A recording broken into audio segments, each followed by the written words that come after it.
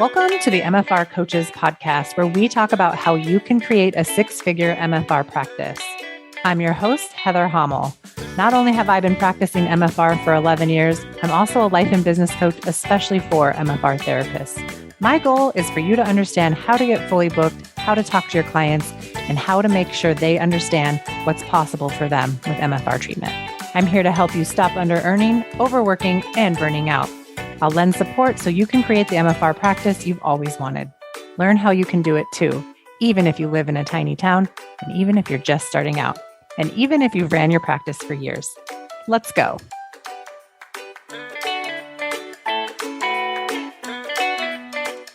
Attention MFR therapists. Are you ready to fill up your practice and take it to the next level? I've got just the thing for you. Save the date and join me from July 22nd through the 26th for the Get Fully Booked Coachathon, a 5-day challenge to fully book your MFR practice.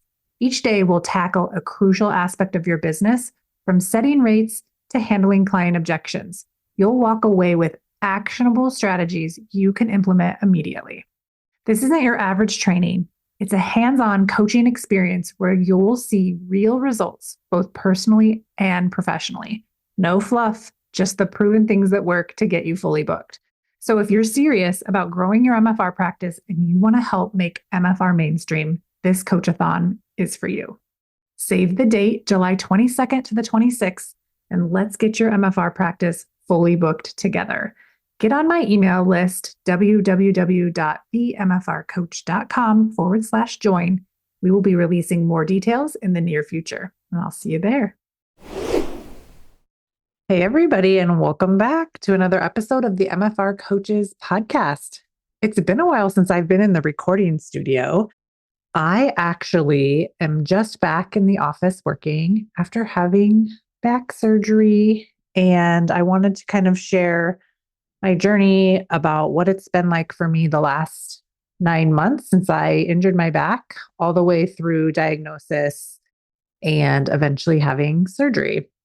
I don't have this episode written out or even an outline for it, and I've kind of been avoiding even recording this because it's been such a absolute kind of nightmare of a journey, and it's also been very, very emotional. And I just had surgery. It'll be 3 weeks tomorrow.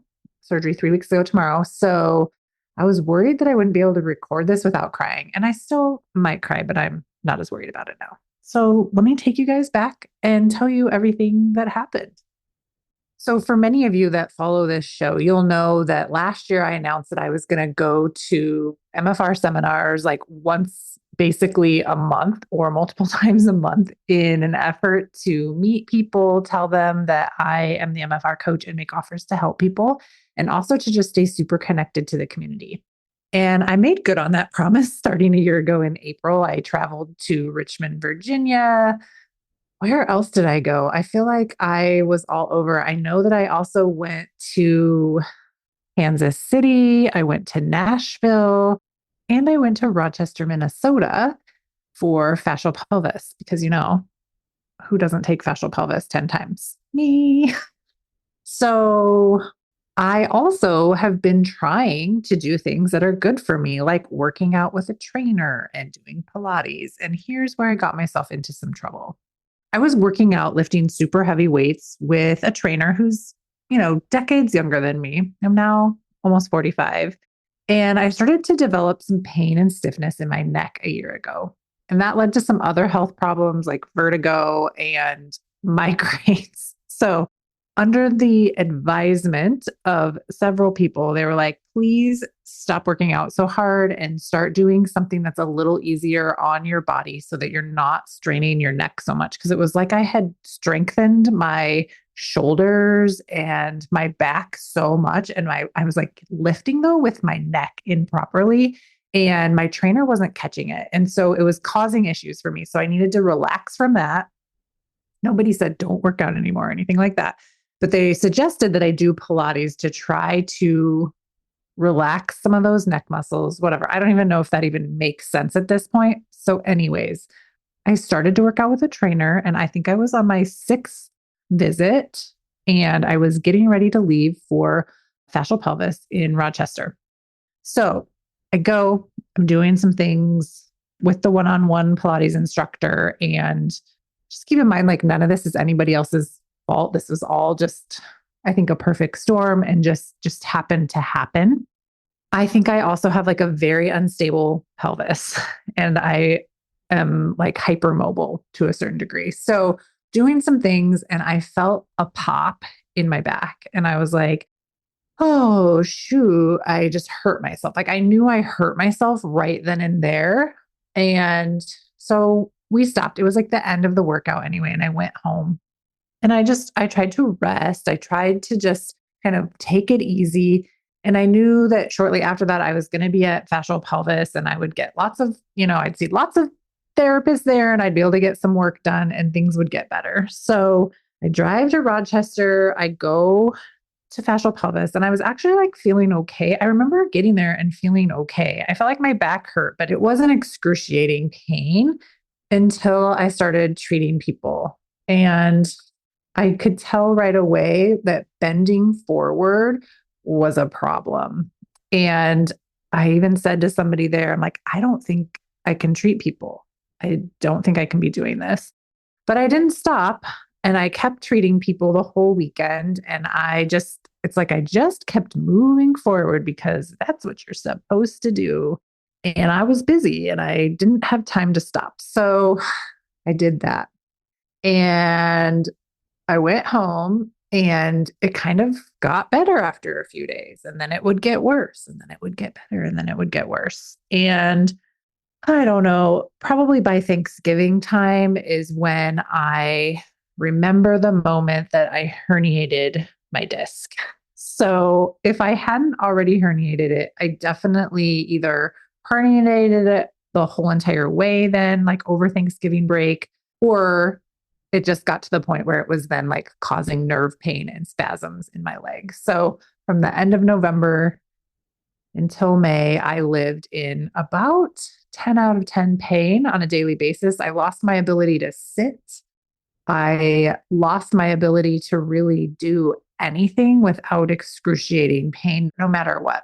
Laying hurt, sitting hurt, I could stand. So in order to cope with this, I just started standing all day long. I'd wake up in the morning and I would just make a deal with myself that I was just going to stand until I no longer could stand. And then I would be flat in bed. I couldn't even touch my chin to my chest without searing pain being created from the disc herniation. Unfortunately, I didn't know that I had herniated my disc. So when I say now I know the moment I did it, I didn't actually know in the moment that that is what I did. Also, if you've been following along with me for a long time, you'll remember that my husband hurt his back about 20 years ago and had a wrong site surgery. So his original situation started with a herniated disc. So I have been afraid of this happening to me for like over 20 years. And so denial is a really, really strong mechanism that we can live in. And I fully believe that I was so afraid of that being my situation that I would not believe it unless someone like told me that that was the problem. So I finally ended up going to the doctor. And unfortunately for me, the first practitioner that I saw was a rheumatologist because I, at one point in my life, had a positive ANA. And when you have a positive ANA, a lot of times you are sent to rheumatology, whether or not you actually have a rheumatological condition. And so I've been just been being watched for, like about 5 years. And I mentioned, I was doing Pilates and this pain started to happen. I said, I think I might have herniated a disc, but I don't want that to be the answer. And she was like, no, you did not herniate your disc. You are in denial. You have psoriatic arthritis and you are going to be in a wheelchair like soon if you do not start taking immunosuppressant drugs like Humira or others. And I was like, what? Like, I was totally shocked. I actually started crying in the office. And then she started reading me like the messages I had sent into my chart, how you can chat with your doctor in between visits. But those chats were like related to the neck pain that I had been having the year before. And I was like, yes, I was in neck pain. And I know why, because I was overworking out and, I know exactly why. Just like I know exactly why my back is hurting now. I just don't know exactly the extent of the injury. So she agreed to give me an MRI, but would only give me a pelvic MRI. And unfortunately, that ended up showing zero. It actually ended up showing that I have really good hips. But even with that information, she was dead set on treating me for something else, for a rheumatoid condition. And I, of course, denied taking those medications and asked for another referral. She sent me to a hip doctor. So then I had to wait for that appointment, get x rays, go and be seen by this doctor. And he's just like, there's literally nothing wrong with your hips. They look great. And I was like, yay, all that weight bearing exercise has really paid off. But I was like, unfortunately, I am hurting so bad. This is starting to really affect my life. What else can I do? Where else can I be sent? So then he was like, we'll send you to physical medicine. So I had to wait a while to get into physical medicine. I think this was like a February, and I got into physical medicine almost, let's see, like a few weeks into March. I go to that appointment, and that doctor is like, it sounds like you have a herniated disc. And I was like, thank you. I don't want to have that, but thank you for seeing me. Let me back up a minute though. After the pelvic MRI revealed nothing, I had this like relief that I didn't have a herniation, but also no answers. And I had this entire time also been getting MFR, and I was driving 2.5 hours to be treated because that's the nearest therapist to me. I was actually being seen by Jonathan Wolf in Iowa, Waverly, Iowa, Wolfpack Wellness. And my daughter was diagnosed with scoliosis around the same time. So we were going together and getting treated. And then it just so happened that I stopped being able to sit in the car to ride. It started becoming so excruciatingly painful for me to sit at all, like literally at all. If I went out to dinner with my family, I had to stand, and it was extremely awkward. And just riding in the car to go anywhere became very, very painful. So I just want to like reverse back and let you guys all know that I had been getting MFR regularly and, more often than I normally would. When this happened, I was doing everything to get better. And then I decided, oh, I will fly to Chicago, where one of my coaching clients lives. And she's also a PT, does MFR, and I'll do an intensive type treatment. So I flew over in February and did a week of that, a 2-therapist, week-long intensive, 3 hours a day. And I actually got quite a bit of relief from that. And it was helpful. But again, like the travel was so difficult. Luckily, there's a direct flight between my little town and Chicago, but all the riding it was just a lot. So made plans to come back and do that again in March. So right before I went back is when I got my second MRI, and it said that this is the thing about MRIs, right? Or any of these images. I was fully expecting for me to have a 44-year-old turning 45-year-old spine where there would be things that would show up, right? Like maybe some arthritis, maybe some bulging discs, maybe whatever. And it revealed that I had like several bulges and a tear and like all this stuff. Only for me, like I don't really understand that imaging. And even my husband, who's a physician, could not interpret the full MRI report. And so I heard that I had a tear. I was like, okay, that makes sense for my symptoms. And then like the bulges and stuff were higher up. Unbeknownst to me, it was an actual herniation at L5S1 that entire time, not a bulge, not a tear, like a full herniation. Not a giant one, but it made sense for the symptoms that I had. And I'm just pointing that out because I think, and hindsight's always 2020. I think if I would have known that information back in January or February, I probably would have made different decisions or made certain decisions sooner. But I didn't have that information. I actually didn't have the information that I had a herniated disc until April, which is forever when you are in this kind of pain. And nerve pain is just something that I can't really explain the hell of it unless you've gone through it. And I feel like I have a very high pain tolerance. I had a C-section after being in labor for 2 days that I actually felt. And this hurt worse than that. I don't know how else to explain it. And it was like I could not ever get away from the pain for any amount of time. So I go to the doctor in March. I get another MRI, this time a lumbar one. That revealed that I had all kinds of stuff going on in my lumbar spine, but like really high up. It also showed the herniation. Just nobody told me that that's what I had. And the doctor, was like, "Oh, you're a good candidate for surgery," which I was like, "Why am I a good candidate for surgery?" And he couldn't really tell me. And I think also I was like so closed off from thinking that I would have surgery that I couldn't even hear the information. So likely they told me that it was herniated and I didn't even hear it. Like, who knows? I know that it freaked me out. They also offered to do injections. I was leaving the next day to go do another 20-hour intensive. So I just was like, whatever, I'm going to go do my intensive and then I'm going to be fixed. And what ended up happening was I went and I did my intensive. And I think by that point, I was so tired and my symptoms were not ever getting any better. They were only getting worse.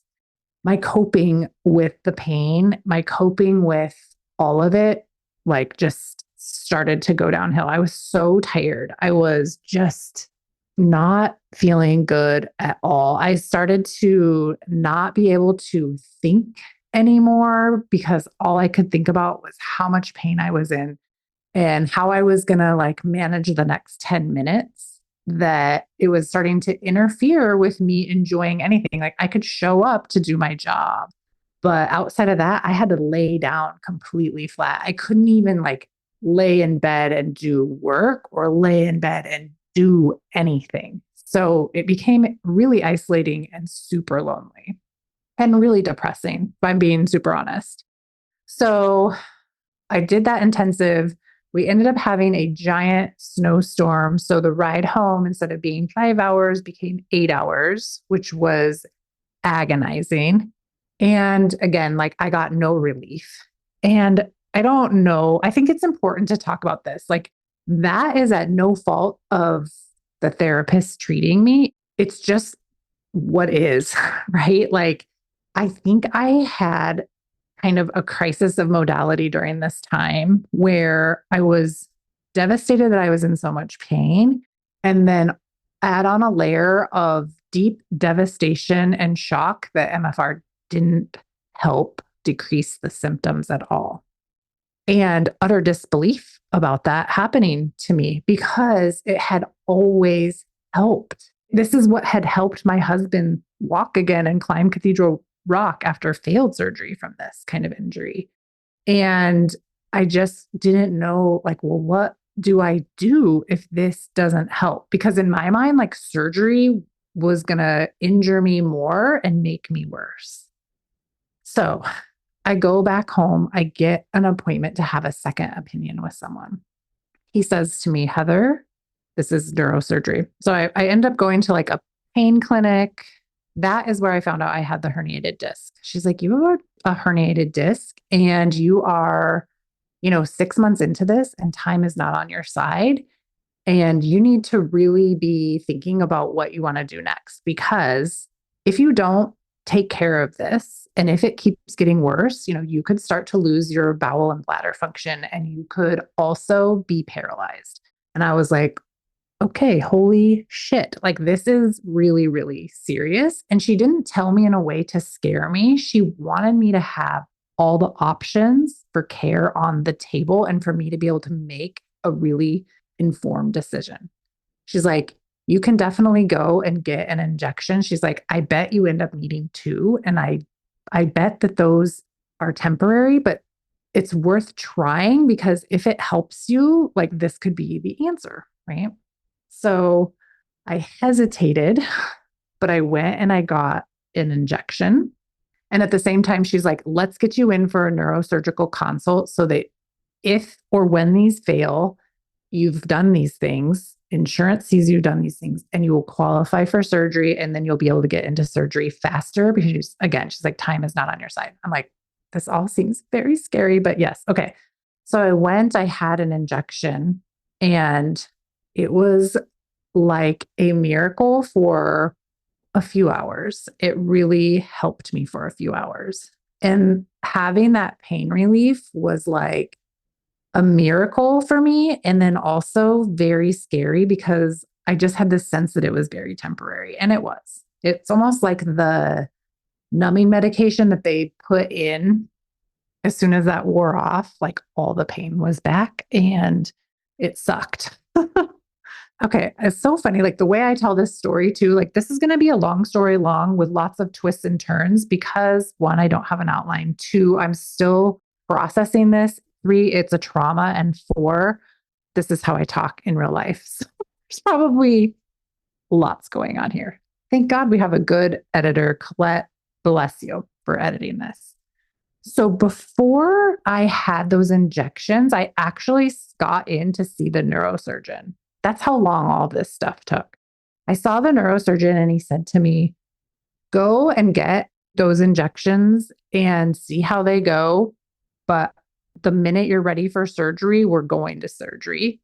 You need surgery, but you need to be on board with it. You need to get yourself on board to have this surgery. And he's like, you are going to feel better once you have the surgery. I was like, okay. Did the first injection, didn't help. Scheduled the second injection. They had to go in at a different angle, much deeper, much closer to the nerve root. It was very painful and uncomfortable. And I think I had 24 hours, maybe 36 hours of relief. So, I was just happy to have some relief. And then I scheduled surgery and insurance denied it, which sucked. So then we had to battle with that. Eventually it got covered. So I had surgery May 6th and I woke up and the pain was gone, probably because I was anesthetized, right? And I just remember thinking like, oh my gosh, I cannot believe I've been living like this for so long and that I was so scared of having surgery. So then I had this other kind of, I don't know if it's like trauma or grief to process through, but the grief and the trauma of thinking one thing about surgery and needing it and denying myself that as the possibility because I was so focused on something else working for me. And I think this is where we as therapists need to be always our clients' support and advocates. There is always going to be needs for people to have surgery. And just because your client opts to have surgery does not mean that they have given up, that they are weak, or that they are making a bad decision. I was very fortunate that all of my therapists, I had multiple therapists working with me, were supportive of me doing that. But I also know how resistant I was because I thought that surgery was the wrong answer and dangerous. I've changed my tune on that. If I knew what I knew now 6 months ago, 7 months ago, 8 months ago, 9 months ago when this first happened, I would have given myself the surgery then and not gone through 9 months of crippling pain, 9 months of the mental struggle of living in 10 out of 10 pain, 9 months of questioning if you're going to be able to wake up tomorrow because your pain is so bad. I think it's very important that we as MFR therapists really listen to our patients and we don't gaslight them into thinking that if they want to have surgery, they've done their research and their neurosurgeon is recommending that they get it. We should be supporting them. And we can always offer them care ahead of and after surgical procedures for any reason. I think it's really important that we know when to support and when to refer people out. And my therapist did a great job of supporting me. I was the problem. My thinking was the problem. I delayed my ability to get surgery because I was afraid. And I'm sad for myself that I did that. I'm sad that I had these really intense thoughts that surgery was going to be a bad idea. I'm very thankful that I was able to get to the point of allowing myself to have the surgery. And I'm very, very hopeful that I'm going to make a full recovery. Now I'm 3 weeks out. I spent 2 weeks recovering before I went back to coaching. In the 2 weeks that I was recovering, I was suffering from anesthesia induced depression, which was awful. And I'm lucky that my brain chemistry snapped out of that or became whatever it became, like got back to more balanced because it was awful. I think I cried every day. And then I also can see how having chronic pain has changed my brain. When my son is like, "Hey, mom, do you want to go out to dinner? Or do you want to go grab lunch?" I instantly think about how much driving that's going to be, how much sitting that's going to be, and how much pain I'm going to be in, even though most of my pain is gone. It's wild how my brain still perceives pain to be there. And I am still healing from nerve pain. Like that can take a long time, but I'm at like 5 out of 10 or 2 out of 10. And my brain perceives some things at 10 out of 10. And I really have to breathe and talk myself through it to remember and to like repattern that I'm not at a 10 out of 10. And just for anyone that's listening that's concerned, don't worry. I am surrounded by a very great team of people that are helping me emotionally through this right now. And I have a lot of eyes on me and I'm getting a lot of support and care because I am like traumatized by this and I am struggling with this. It's not going to just go away because I had surgery and I'm quote unquote better. But I also don't want this to limit what I can do for the rest of my life or keep me from what I want to do. My son's going to be a senior this next fall. And it's really important for me to show up to everything he's doing. He's the drum major in band. He's the captain of the varsity soccer team. He's going to make varsity for basketball this year and varsity for golf. And it's really, really important to me to be at all of those things. And I still have a daughter at home too, who's going to be a sophomore. And I've missed her entire season of travel volleyball. My husband and her went to everything, and I know they had a blast. But to not be able to go to any of that because I literally couldn't ride in the car or sit in the bleachers to watch games, I made myself go to 2 of them, and it was excruciating and not fun for them to have to experience me like that. So I am going to her final playoff games in Florida. I got the clearance that I can go in June. This episode will probably air after I get back even. So I'll be like 5 weeks post surgery. And they were like, just go, like get on with your life.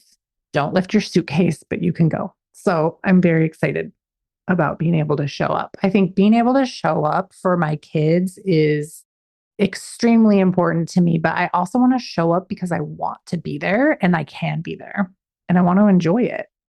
And I also want to continue to show up for MFR therapists and in my coaching community and give 110 or 210% of myself to everything that I put out there.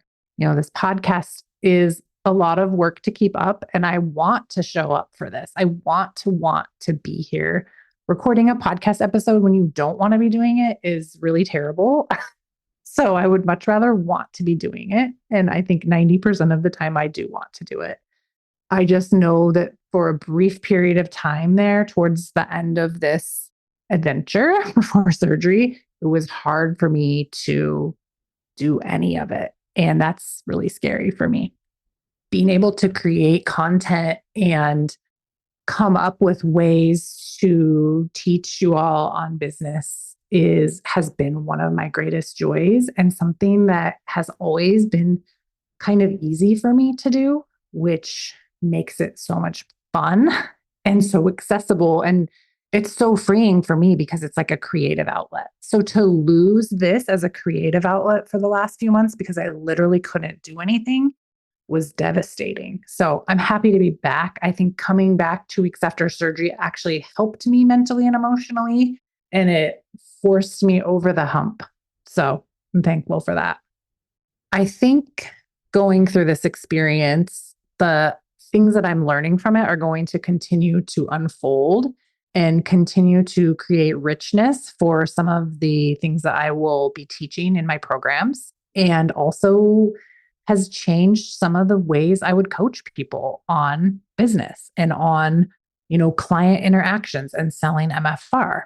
Nothing radically, but I do think supporting people and not rushing to write people off if they want to have surgery, but really becoming part of a care team for clients, no matter where they're at in their pain journey or what they have going on, what they need to do in order to have complete healing and complete success with whatever their condition is. And for some people, that's going to include some sort of surgical procedure. So just being able to be part of that team, either the pre-surgical team or the post-surgical team or both, that helps your clients. Because I feel like I invested a lot of money into MFR and I was, devastated when it didn't help.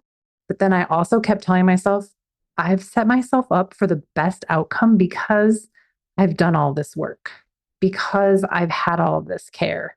It's not bad and it's not a problem. And I didn't fail. And I think for a while there, I was like, I have failed. MFR has failed. Like I just had this complete breakdown about it. And it was really difficult for me, you guys. Really, really difficult. I'm saying this to you and like I have tears in my eyes and I have cried about this multiple times. I've talked to my MFR therapist about this. Like, it was so devastating for me to not have MFR be the cure.